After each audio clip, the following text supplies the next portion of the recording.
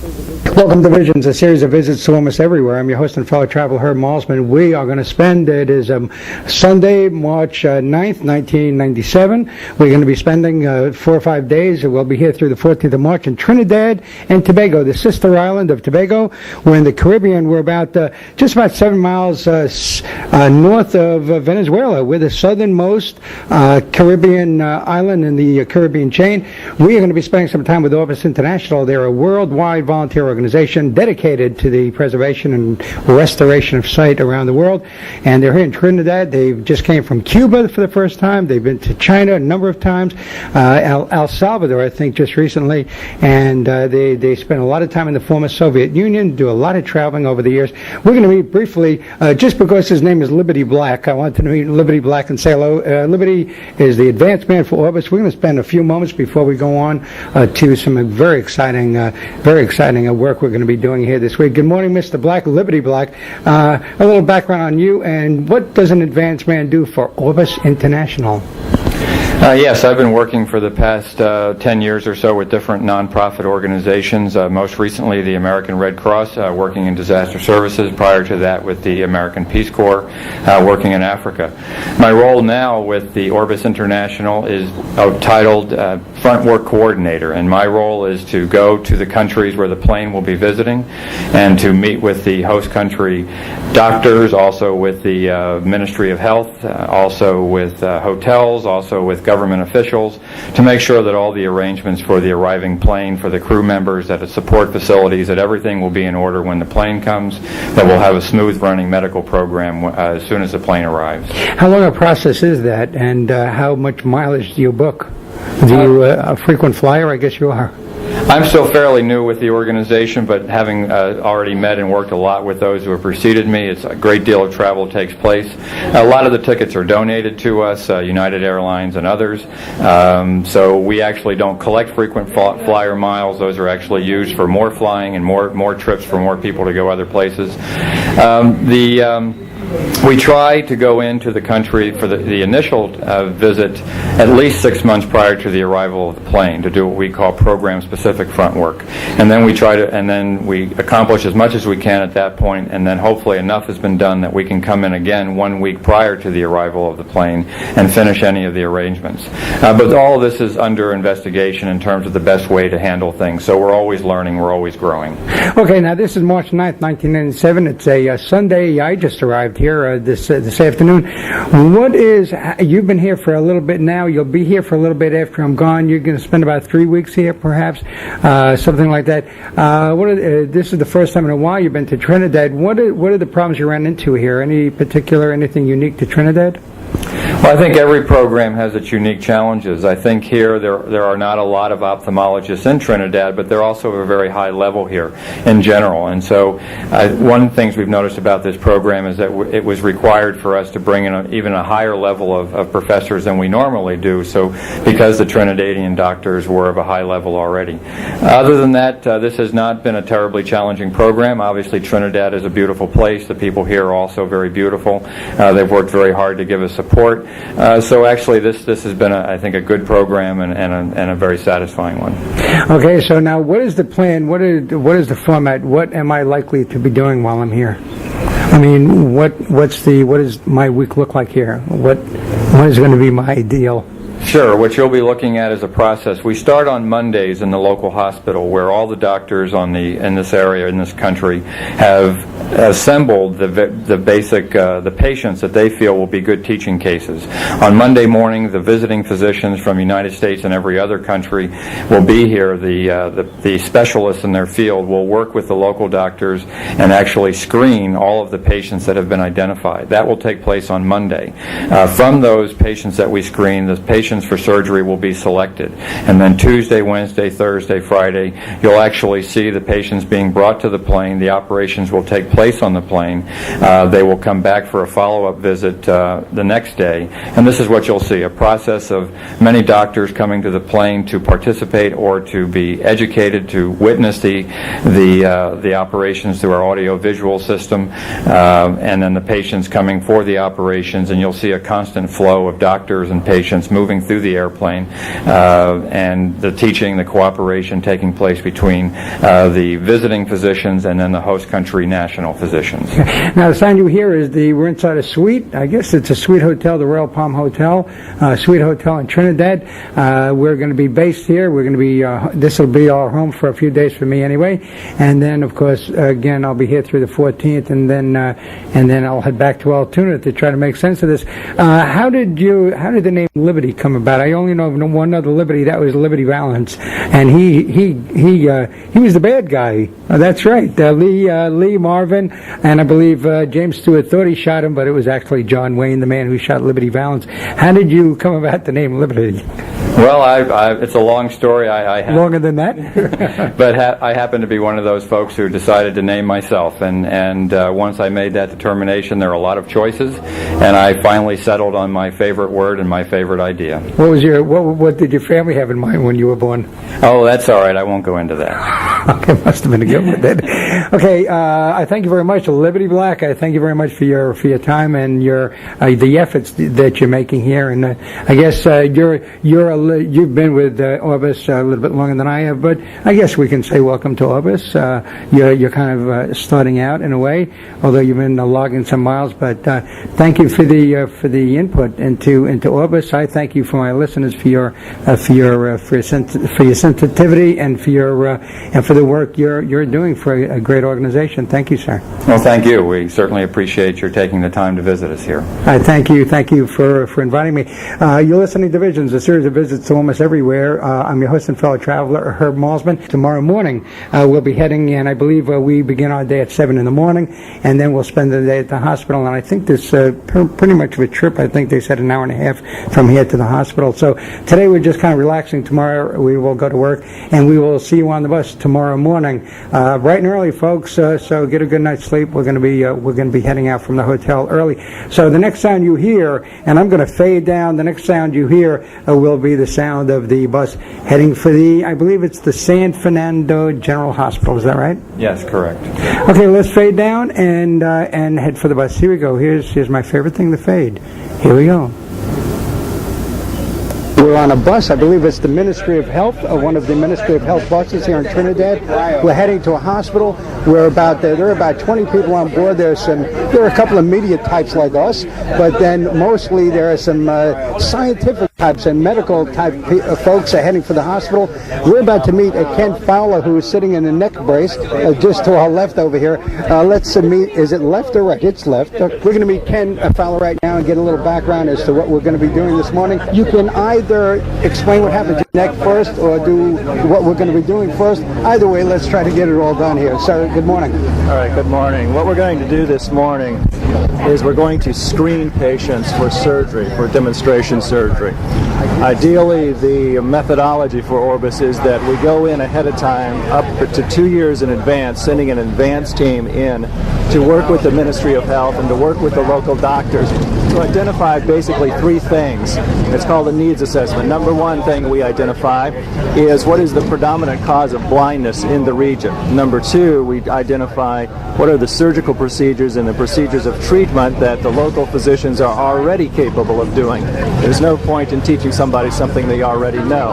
And number 3, what is the next level of procedures and treatment that they need to learn relative to the predominant cause of blindness in their region that would allow them to take the next evolutionary step in their ophthalmic community.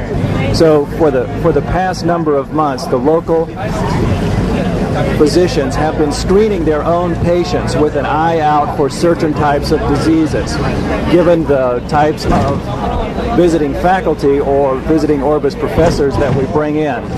And so over the past several months they have been screening hundreds of patients, and today they will present to us anywhere between 90 and 200 patients. From that patient base, we will take a look at them And the Orbis doctors will select or screen out about 15 to 20 to have demonstration surgeries on this week. Those demonstration surgeries will demonstrate new and advanced sight-saving techniques that the physicians, the local physicians, will then be able to learn in the only hands-on environment in the entire world, which is a flying eye hospital aboard a refurbished DC-10 aircraft. Yes, Orbis International. And your position with Orbis is? Mine is the mission director. So I am the chief administrator and team leader for the activities in the field worldwide off of the Orbis DC-10. Why the neck brace? I was in an accident when I was back home. I was gardening, and I do things to the extreme, I guess, and had an accident. Had to have a couple of disc fused and a little titanium put in my neck. How did you have a neck injury while gardening? I got carried away lifting something the size of a small tractor. I thought you got grabbed by a Venus flytrap or something. You had to have it done. Now, of course, Trinidad is not your only location. You've been to, you do really travel the world. A little background on Orbis, and recently, I guess perhaps in February, so you were in Cuba for the first time. A little background on the mileage, frequent flyer mileage, as it were. Probably the greatest frequent flyer mileage in the known universe. Since its inception in 1982, Orbis has been able to visit over 74 countries and actually conduct over 300 sight-saving missions. And since that time, aboard the Orbis aircraft, over 20,000 missions.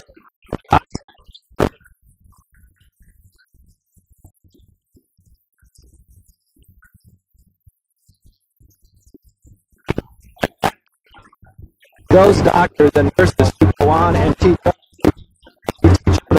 others. So the fight against blindness, the stance that Orbis takes and the tack that Orbis takes is through education, not through direct relief.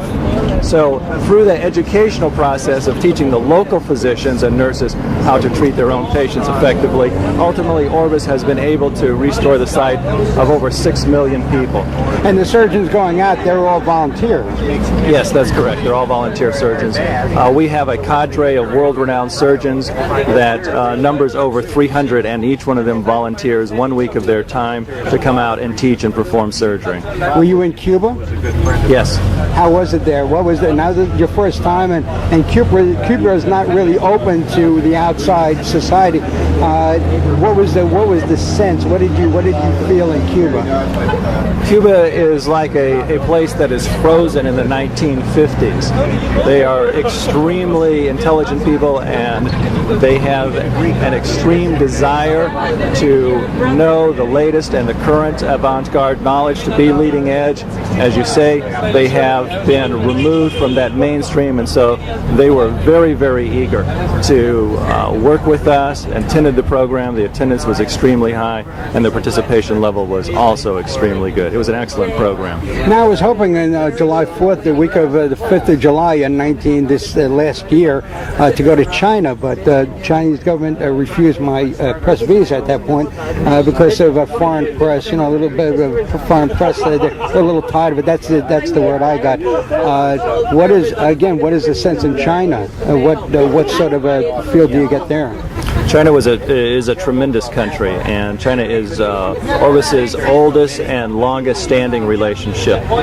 We have a excellent relationship with China, all down through all levels, and we are so well known in China that the Chinese themselves call us Orbis is a friend of China. So how come I couldn't get in? What happened there?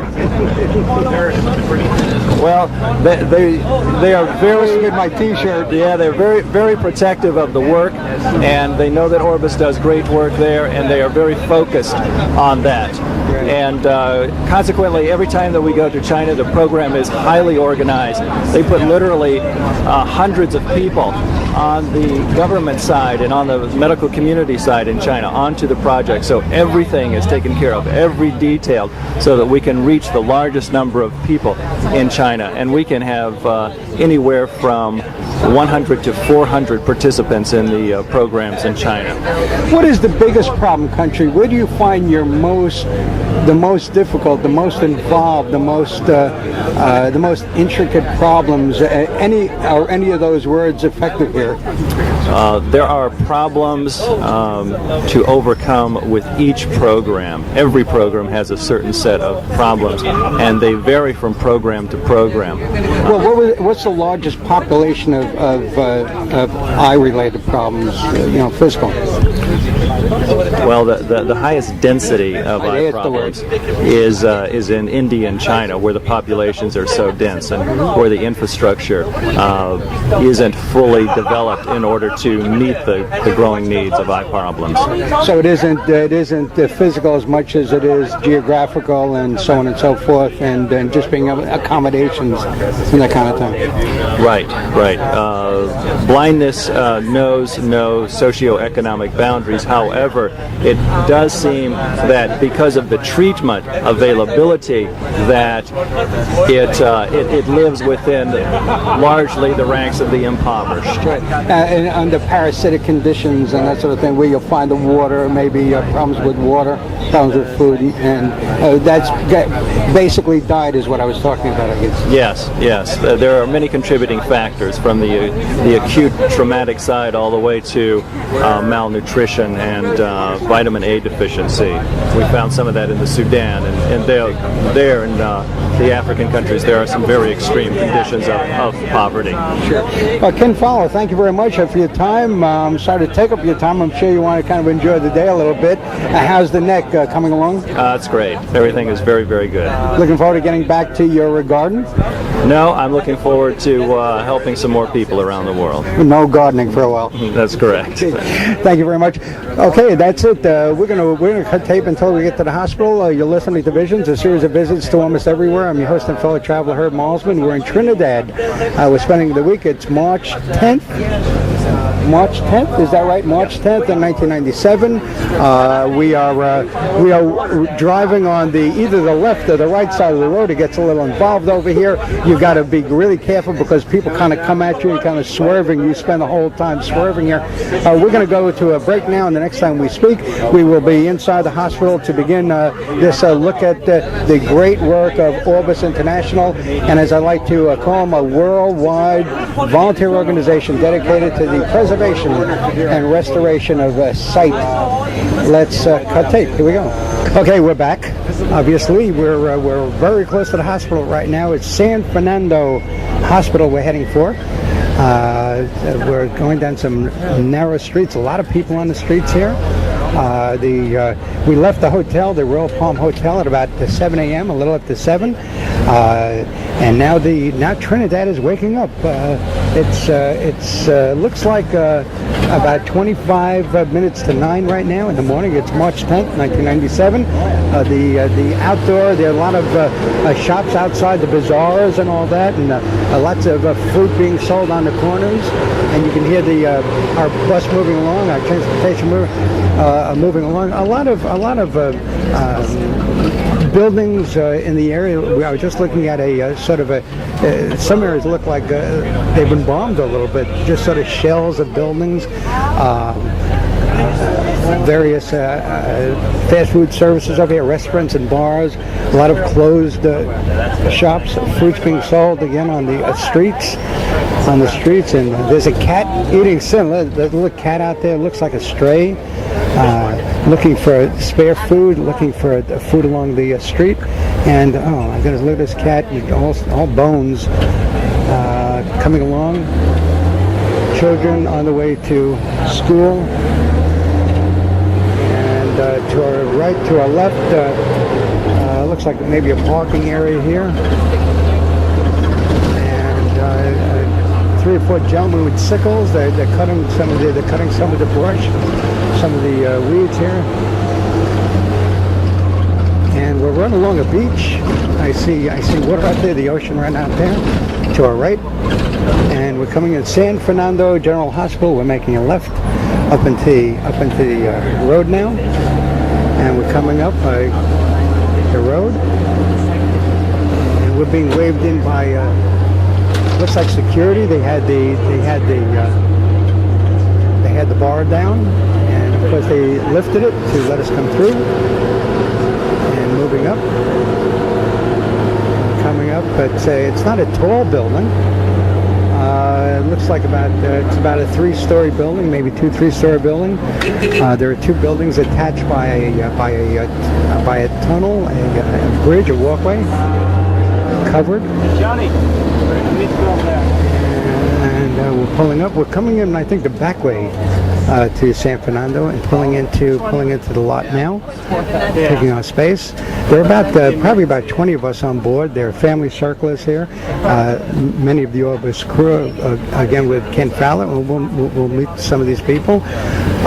We'll speak with some of the doctors. We're backing up now, and we're about to go inside. So let's cut tape now and head into San Fernando General Hospital. Again, you're listening to Visions, a series of visits to almost everywhere. I'm your host and fellow traveler Herb Malzman. Let's step off the bus and step into our subject today. Here we go. So, hey, just before we go inside, we're outside right now, getting ready to go into the hospital. We're just clearing out the bus before we go in again.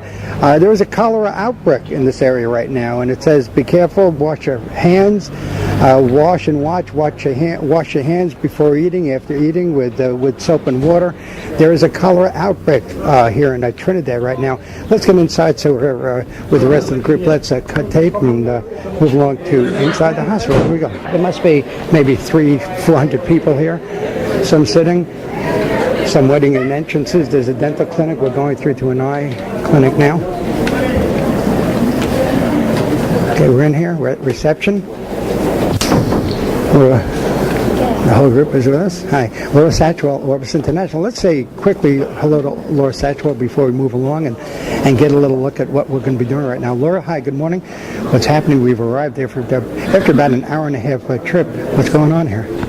Well, they're setting up the screening rooms to start looking at patients and selecting for surgery. Mm-hmm. Well, I notice there's a cholera outbreak here right now. There's a cholera alert. Do we know anything about that? Have we been advised on that? Or? Oh, well, I think it's just precaution. The sign was up just to inform on how to prevent the spread of cholera. Yeah. Cholera or cholera? I don't know how to say it exactly, but no, I don't think it's a huge threat for any visitors. Right. Okay, so where we go? Are we just waiting here, or what do we do? People walk this way. Should we join them that way? Is that You can sit here right now. It takes us a few moments to set everything up. Okay. Okay, and your name? My name is Joni Block. I'm mission coordinator, one of the administrators on the plane.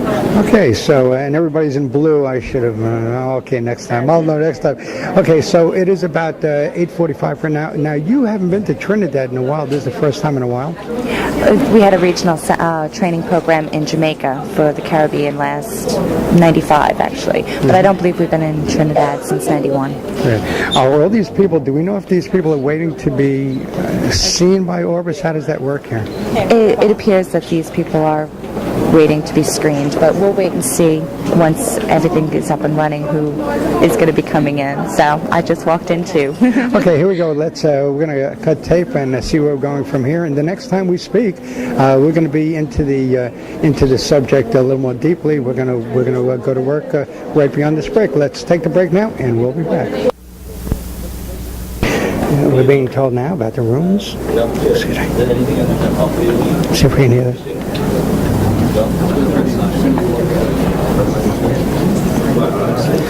Okay, we're moving along. We're looking at a corridor here, and we're just going to come and move to the front a little bit here.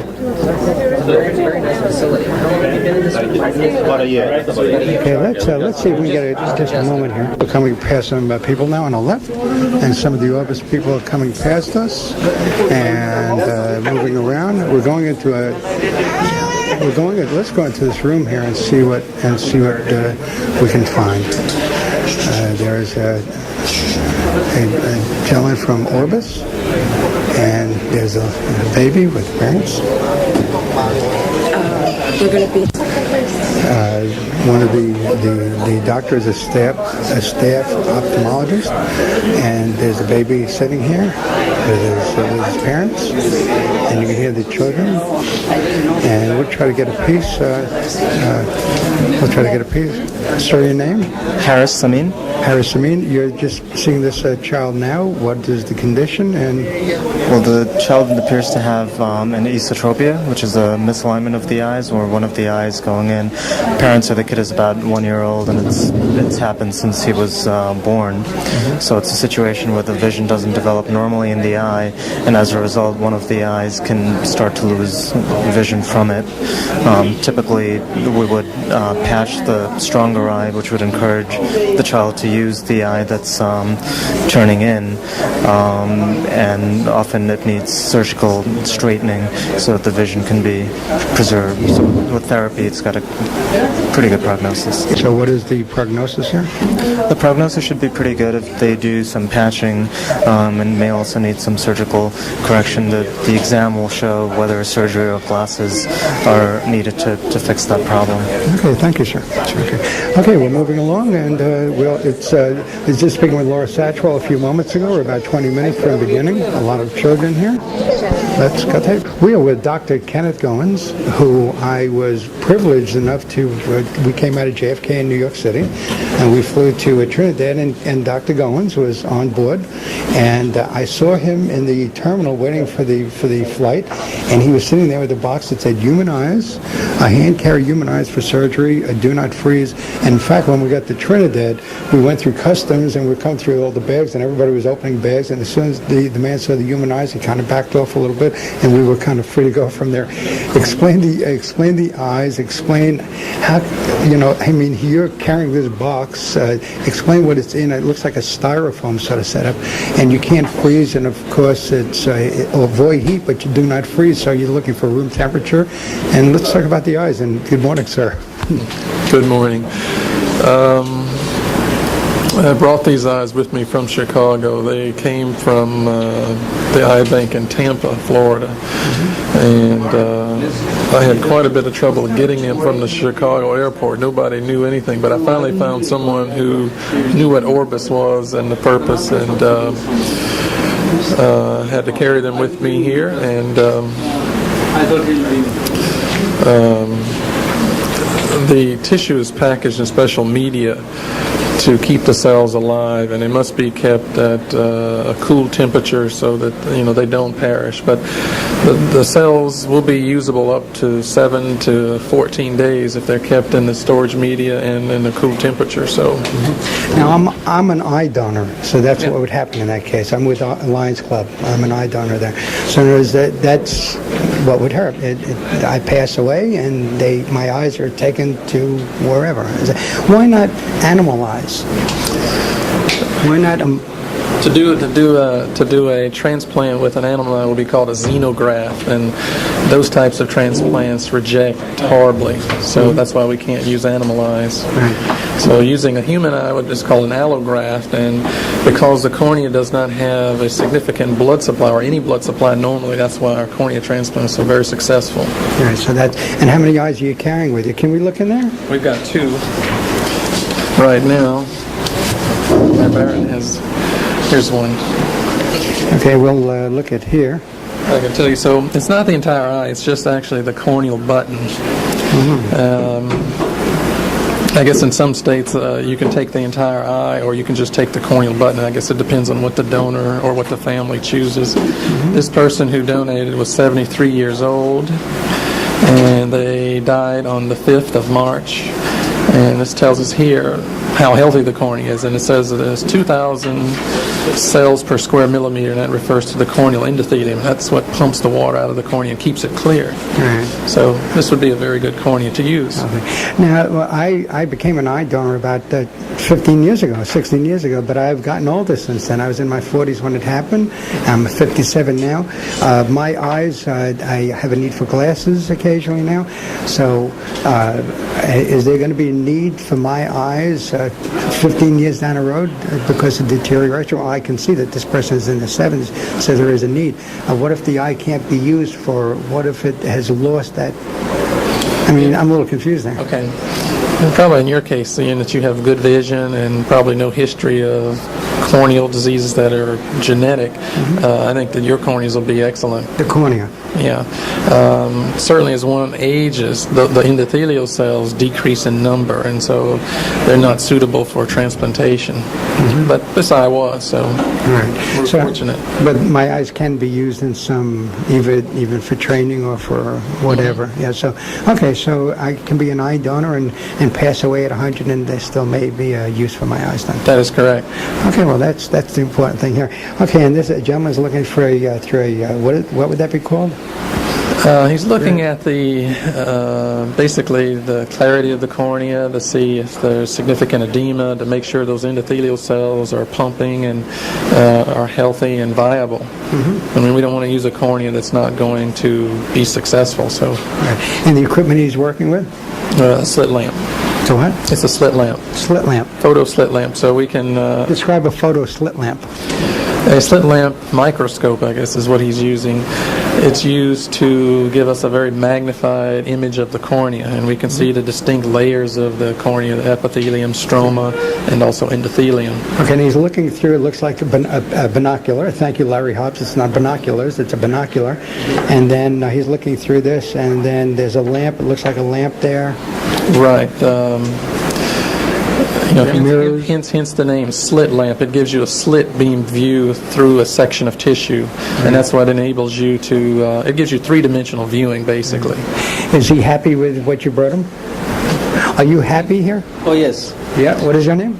My name is Nibaran Gangopadhyay. I am one of the staff ophthalmologists in Orbis. And you have, now what is going to happen with these corneas now? Do you have people set for these corneas? Let me move to you for a moment and see what it goes from. It kind of almost the same tie. I thought it was the same tie for a second. Oh, that's both nice ties. I need a tie now.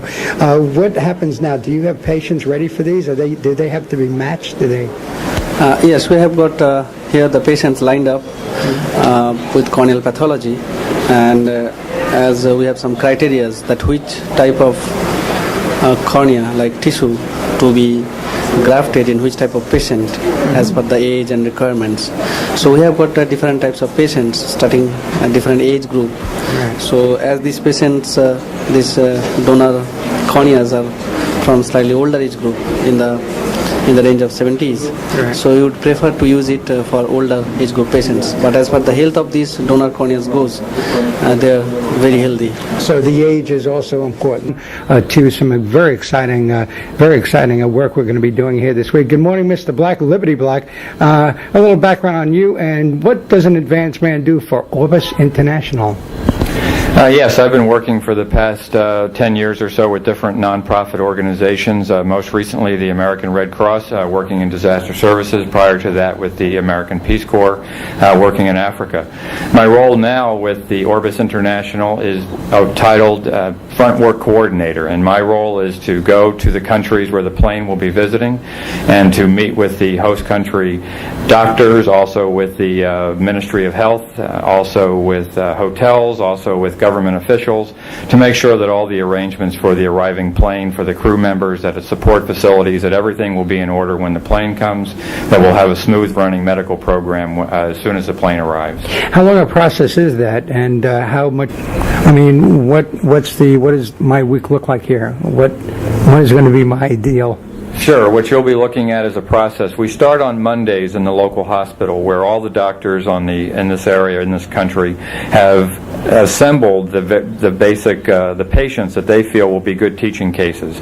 On Monday morning, the visiting physicians from the United States and every other country will be here. The specialists in their field will work with the local doctors and actually screen all of the patients that have been identified. That will take place on Monday. From those patients that we screen, the patients for surgery will be selected. And then Tuesday, Wednesday, Thursday, Friday, you'll actually see the patients being brought to the plane. The operations will take place on the plane.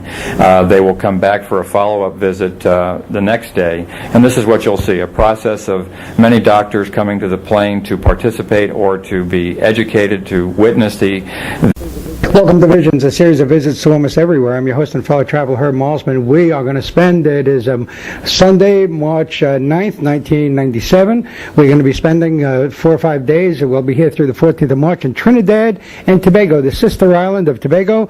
We're in the Caribbean. We're about just about 7 miles north of Venezuela. We're the southernmost Caribbean island in the Caribbean chain. We are going to be spending some time with Orbis International. They're a worldwide volunteer organization dedicated to the preservation and restoration of sight around the world. And they're here in Trinidad. They just came from Cuba for the first time. They've been to China a number of times, El Salvador, I think, just recently. And they spent a lot of time in the former Soviet Union, do a lot of traveling over the years. We're going to meet briefly, just because his name is Liberty Black. I wanted to meet Liberty Black and say hello. Liberty is the advanced man for Orbis. We're going to spend a few moments before we go on.